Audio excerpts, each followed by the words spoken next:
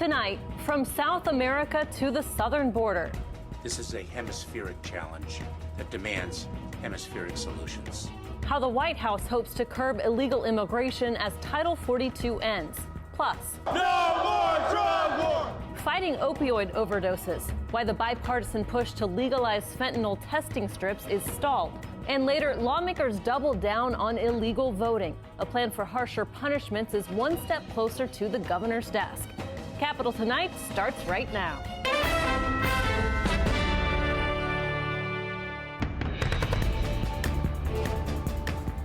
Thanks for joining us here on Capitol Tonight. I'm Karina Kling. The Biden administration announced it plans to open immigration processing centers in Central and South America. They say it's an attempt to reduce the flow of migrants heading to the U.S. when pandemic restrictions on border crossings end next month. Up to 6,000 people are expected to be processed a month. Our Washington reporter Rina Diamante has the details. Let me be clear. Our border is not open and will not be open after May 11th. The Biden administration is intensifying efforts to prevent a surge of migrants towards the U.S.-Mexico border when Trump-era pandemic restrictions, known as Title 42, are lifted in 2 weeks. Migration is the definition of a challenge that no country can solve alone.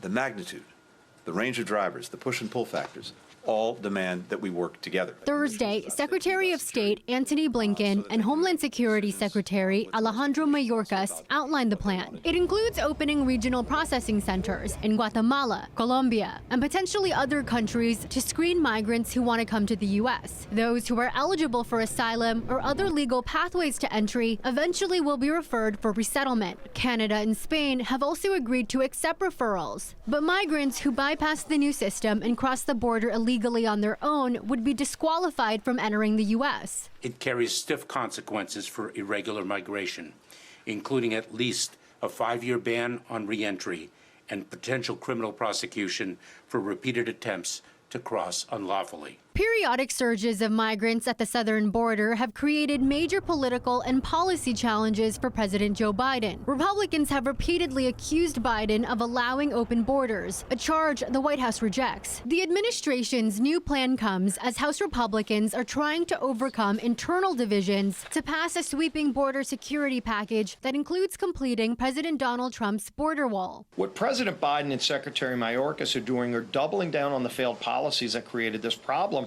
rather than working with us to solve the problem. Some immigration advocates say while creating processing centers across the Americas is overdue, they believe the Biden administration's policies should not restrict the option of seeking asylum at the border. In Washington, Rina Diamante, Capitol Tonight. Meanwhile, on the U.S.-Mexico border, more than 3,000 migrants are waiting to enter the U.S. That number continues to grow as frustration builds around the new CBP One app and the end of Title 42 next month. As our John Salazar reports, those two issues are why some migrants are taking matters into their own hands. Consider these striking images of migrant families with young children boarding an air mattress to cross the Rio Grande. Sí, a 50 metros estamos aquí, ya solamente pasar acá en los flotadores. For all of these people, this is a final act of desperation, they say, to seek a better life. La razón es por la delincuencia. Nos amenazaron de que nos iban a matar, entonces por eso abandonamos. Like so many asylum seekers since January, the only legal channel to reach American soil, the Customs Border and Protection software, known as CBP One, is not allowing permission to enter the United States as quickly as they want. Se registra y el sistema se cae, se sale de la página. On the U.S. side of the international line, the National Guard and Border Patrol are there. Migrants are stopped, then marched to an area to be processed. For Alfonso from Venezuela, this exercise is about saving his wife and their 3-year-old boy. This leg of his more than 2,000-mile foot journey is uncertain. The couple hopes the United States will consider their asylum claim. Pisar y llegar allá donde está la migra para ver si nos ayudan, que nos ayuden a pasar con el favor de Dios.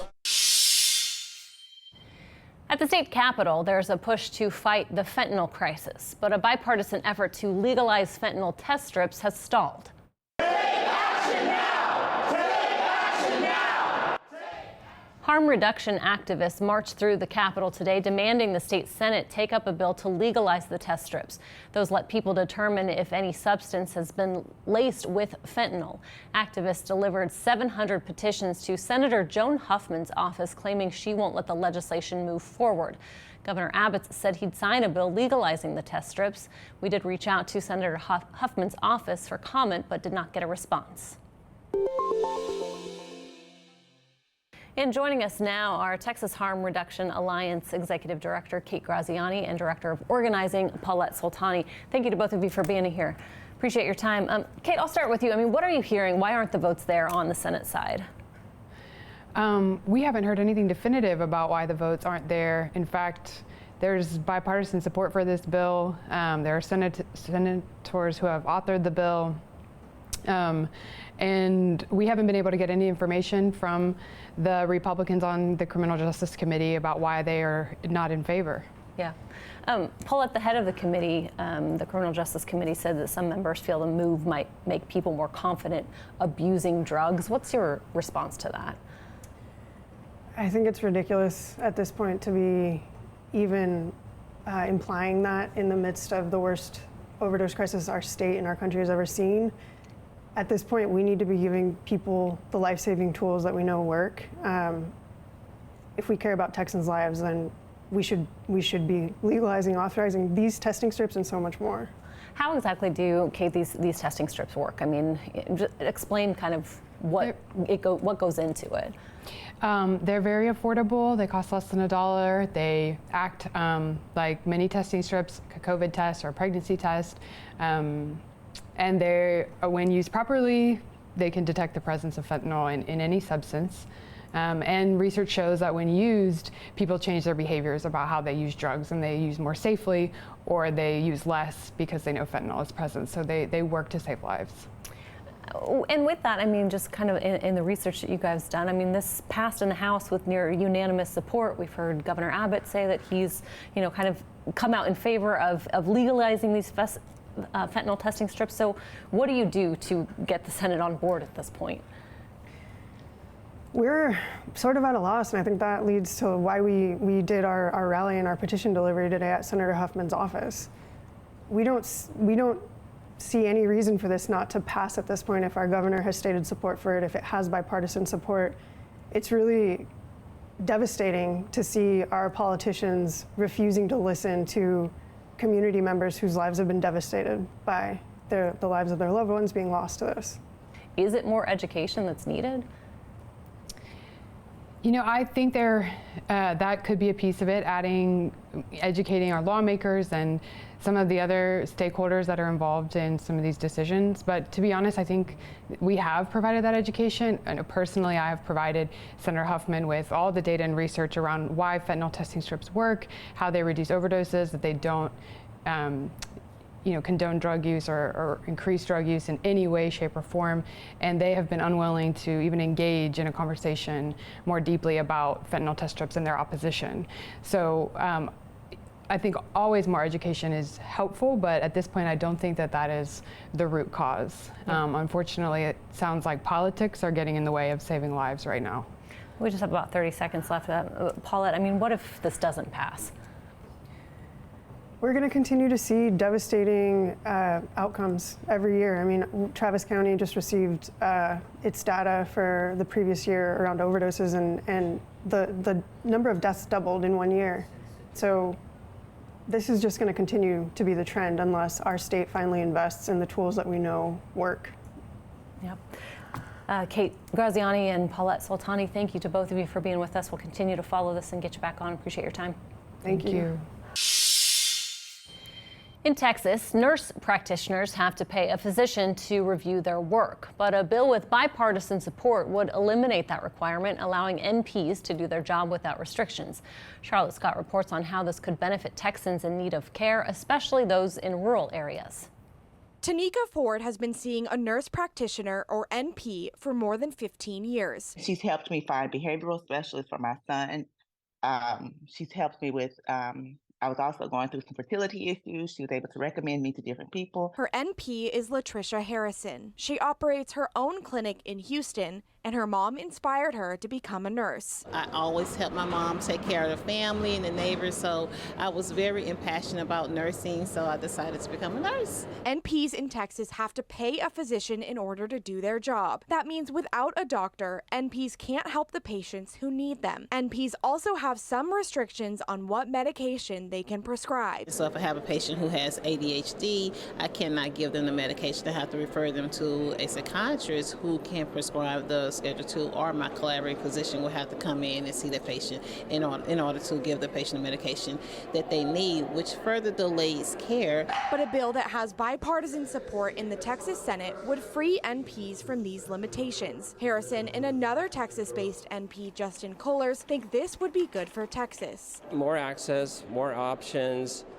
more supply. Kohlers is a psychiatric nurse in Austin. If something happens to his collaborating physician, he'd be out of a job. If she were to pass away, anything were to happen to her today, I can't work tomorrow. And it might take me months to find someone else. And my patients would just be out there, right, with no one to care for them. This legislation would be especially helpful in rural areas where there may not be enough physicians to take on all the NPs who want to practice there. That forces NPs to leave Texas or work in telehealth for another state so they don't have to find a doctor to support them. A new study found that Texas can alleviate its primary care shortage by a third if it removes the state mandate on NPs. Ford supports this legislation because she wants others to have access to NPs like Harrison. They should not have that barrier there to do what they love, and they're needed and they're wanted in the community. For Capitol Tonight, I'm Charlotte Scott. Still to come on Capitol Tonight, how the Texas legislature is ramping up penalties for illegal voting. Plus, one state lawmaker's personal push to increase living organ donors. You're watching Capitol Tonight.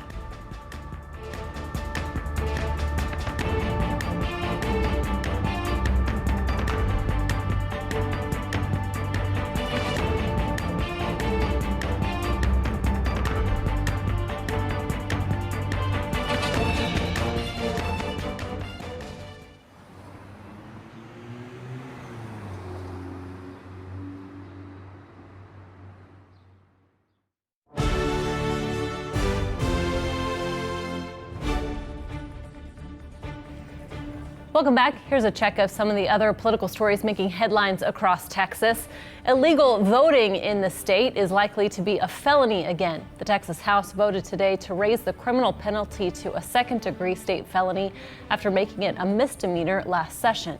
The Senate passed a similar version, but there's a key difference the two chambers will have to work out: whether a person can be prosecuted if they knowingly voted illegally.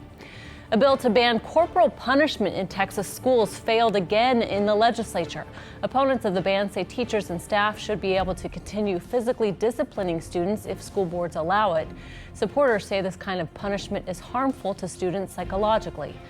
2 of the 8 Trump supporters accused of harassing a Biden campaign bus in Central Texas last year settled their part of the dispute. The details of the settlement are confidential, but 2 of the defendants issued public apologies for their actions. The lawsuit claims the members of the so-called Trump train violated a federal law against political violence and voter intimidation. One Texas senator had a life-saving procedure last year thanks to a family member who donated an organ. Now he's got a bill to encourage more Texans to become donors themselves. North Texas Senator Kelly Hancock received a kidney from his son-in-law to help fight a rare kidney disease. That inspired him to introduce legislation to educate the public on becoming a living donor. Hancock's bill passed unanimously in the Senate. It's now in the hands of the House. And this weekend, Senator Hancock will serve as governor for a day and is using it to formally designate April 29th as Donate Life Day in Texas.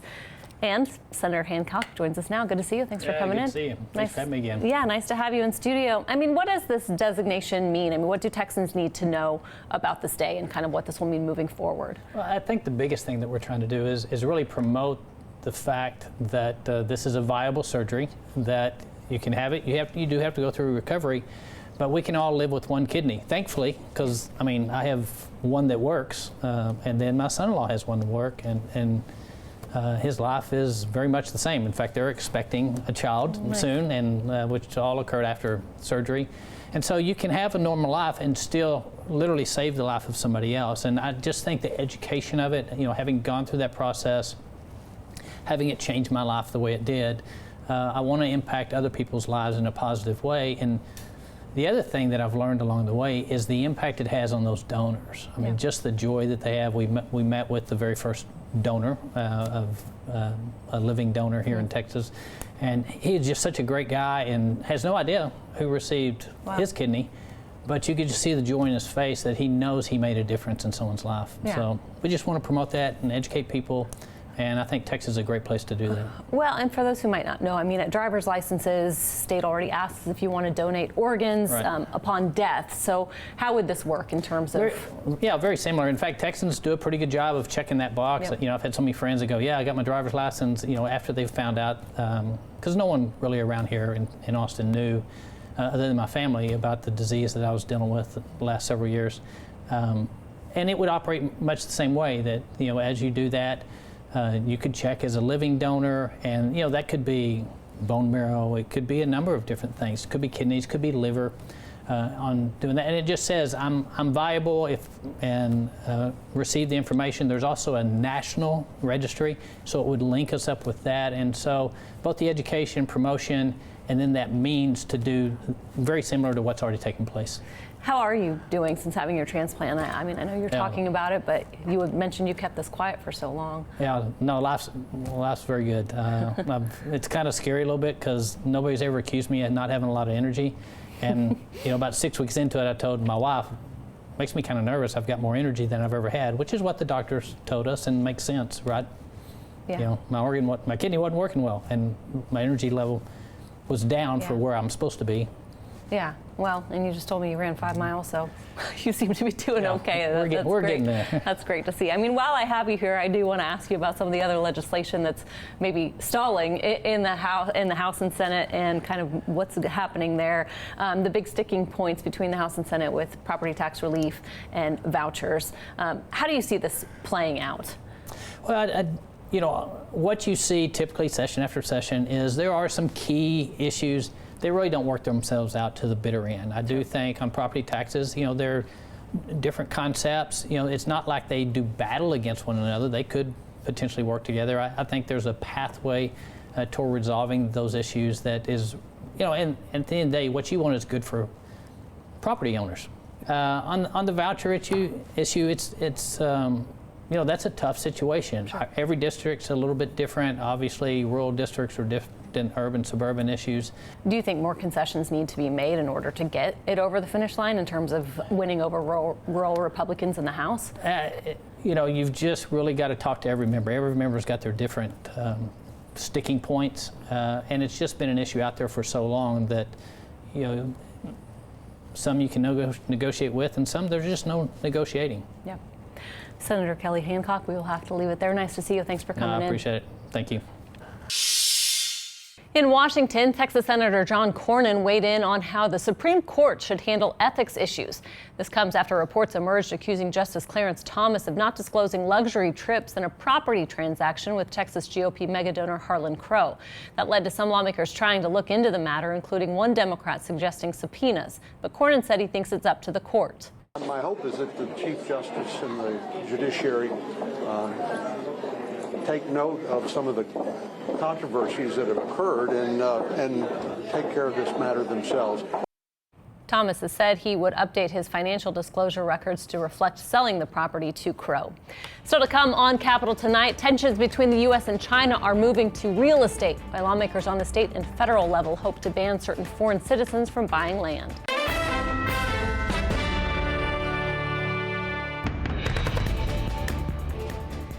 Welcome back. Former Vice President Mike Pence testified today to a federal grand jury investigating the January 6th riot at the Capitol. This happened just hours after former President Donald Trump lost an appeal to prevent it. It was the first time Pence spoke under oath about Trump's pressure to block Congress from certifying Joe Biden's victory. It was also the first time in modern history a vice president has been compelled to testify about the president he served. A bill is on the way to the Texas House that would limit the sale of Texas farmland to citizens and entities associated with China and several other countries. Now, some lawmakers on the federal level want to ban Chinese companies from buying U.S. farmland. But how much farmland is owned by China, and does it pose a national security threat? Reuben Jones has more from Washington. As tensions between China and the U.S. escalate, state and federal lawmakers have introduced legislation to ban Chinese-owned companies from owning U.S. farmland. We need to protect our national security, so let's ban it. The numbers show China's stake in U.S. farmland is actually quite small. The USDA says only 3% of all privately held agricultural land in the U.S. is foreign-owned. Canadian investors actually own the largest share of that land. Chinese investors, on the other hand, hold less than 400,000 acres, meaning of the 3% of foreign-owned farmland in the U.S., less than 1% of it is Chinese. Is this a national security threat?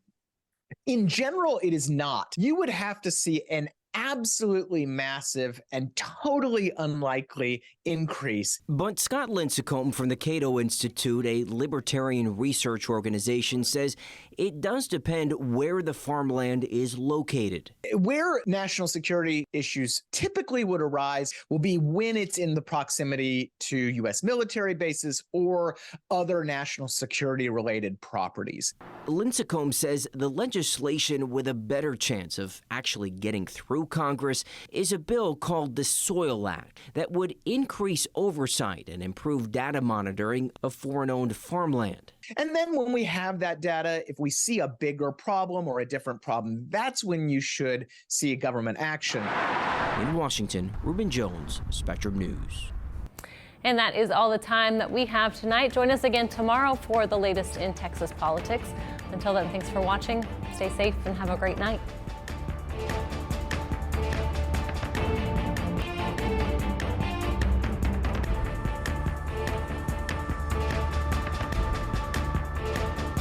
Thanks for watching our YouTube channel. For more refreshing stories about your community, click the subscribe button over here.